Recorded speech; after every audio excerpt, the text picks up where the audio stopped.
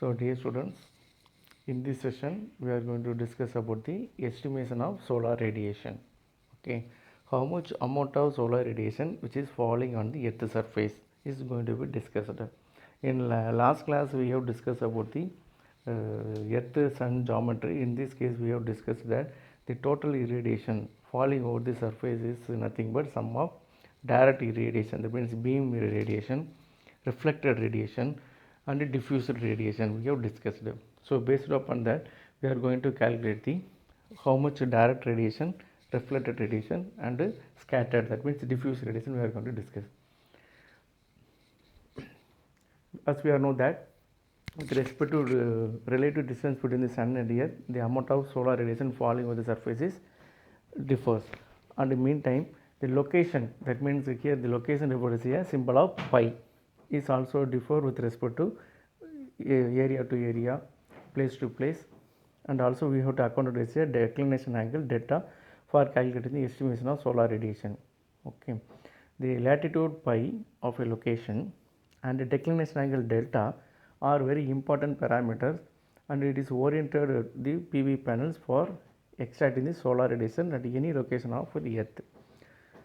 The expression for the declination angle delta is nothing but, you can see this diagram here, the angle between the lines which is joining the center of the earth to the center of the sun with its projection on its equatorial plane of the earth, which is defined as a delta. We have a mathematical expression as 23.45 sine of 360 divided by 365 into 28.4 plus n, where n is the nth day of the year. We are very familiar with that. January 1 is referred as n is equal to 1, December 31st is referred as 365. If we want to calculate the n for January 25, the n is equal to 25. Similarly, for February 1, we have to calculate n is equal to 32. So January 31 up to January 31 it is 31 plus 1 for February 1. So n is equal to 32, we have to substitute, we can able to calculate the declination angle. And another important parameter is the angle of solar radiation incidence, which is referred as a cos theta, or also it can be referred as a cos theta is a zenith angle. Last class we have a discussion about the zenith angle in terms of air mass index, am is equal to 1 by cos theta is it. It is nothing but the projection of collected area on the plane, and it has to be perpendicular to the radiation direction, which is specified by the cosine of the angle of the incident, that means solar radiation incident, which is referred as a cos theta, which is equal to sin pi sin delta plus cos pi cos delta, and one more term you have to include as a cos omega. Last class we discussed about the what is omega. Omega is nothing but a hour angle. We can how we can able to calculate, we discussed earlier. Okay, here the omega is referred as a sunset hour angle. It is used to derive the time of the sunrise and sunset for any given value of delta and pi in terms of local solar time. The sunset and sunrise can also be referred as a omega, that means a cos it is nothing but cos inverse of minus tan pi and tan delta. Pi is a location latitude, delta is a declination angle. Also we can have another expression omega dash when you are included with the panel or any solar collector with some tilted angle. The beta is nothing but a tilt angle or inclination angle of the panel or solar collector. When you are consider the panel or solar collector with a tilted position, this formula has to be utilized. Omega dash is equal to minimum of cos inverse, a cos is nothing but cos inverse minus tan pi tan delta, or otherwise a cos of minus tan of pi minus beta and tan delta. Why this beta has to be subtracted from the latitude? So when the panel is kept instead of horizontal, the beta is considered as a tilt angle, so that the effective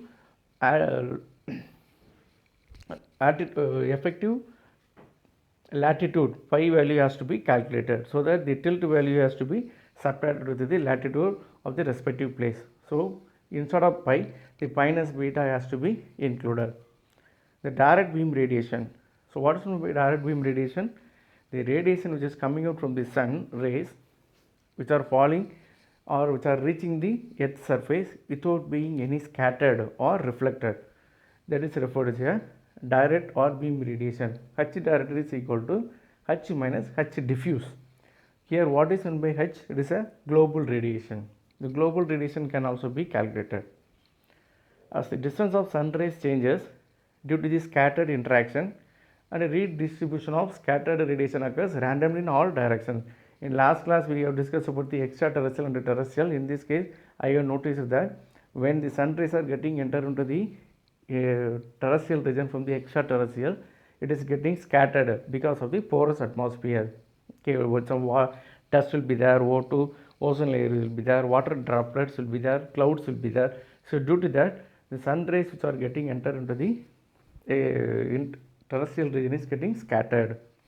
Okay, the date. And another important thing, in order to calculate the solar radiation falling over the any area, we can get this some data from the meteorology department.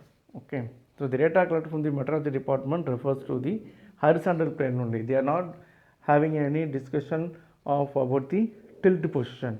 In order to have a tilt position, some correlation procedure has to be adapted.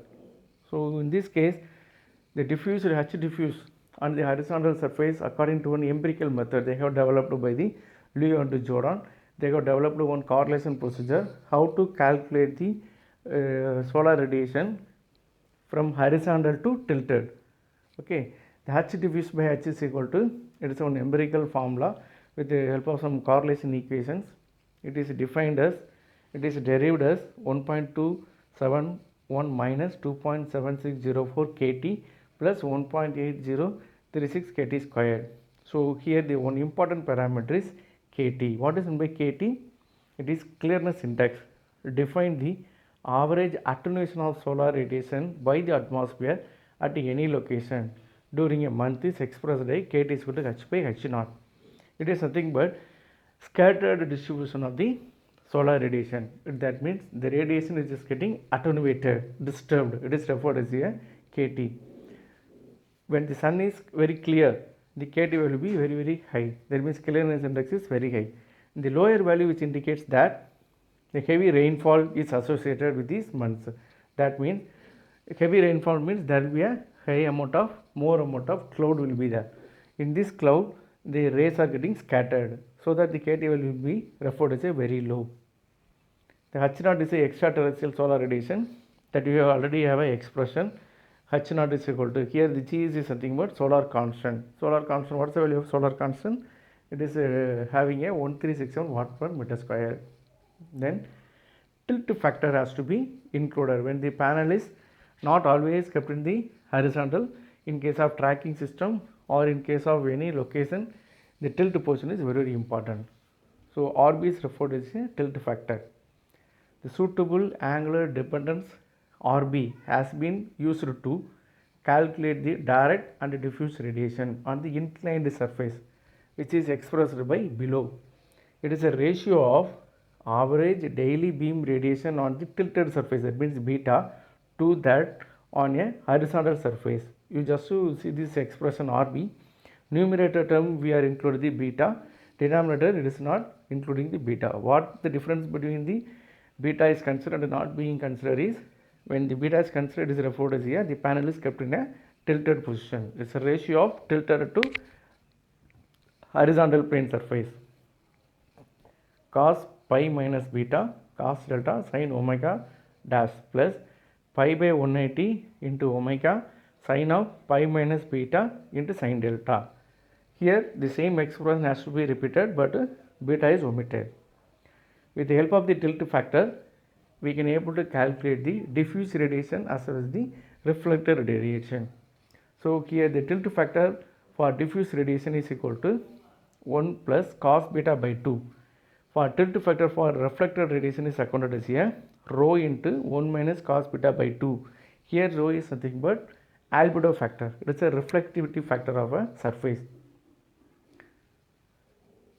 Where the reflection takes place, when the sun rays which are getting enter into the extraterrestrial to terrestrial, the sun rays are falling over the earth surface.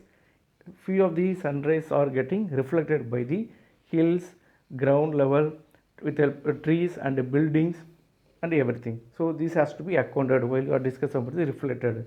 It is referred as albedo factor. A part of radiation reflected by the ground and other objects on the ground is referred as a reflected radiation, that is albedo. This radiation is accounted while PV panel or solar collectors are in a tilt position to extract the solar radiation. The total solar radiation on the inclined surface is HT is equal to H direct, that means beam radiation, into RB, tilt factor, plus H diffuse by 2, that means scatter radiation, into 1 plus cos beta, plus H into rho by 2 into 1 plus cos beta. Here rho is nothing but reflectivity factor, albedo factor. So this is a way how the total irradiation falling over the earth surface is calculated. The solar radiation measurements, how the solar radiation measurements can be calculated is in two ways.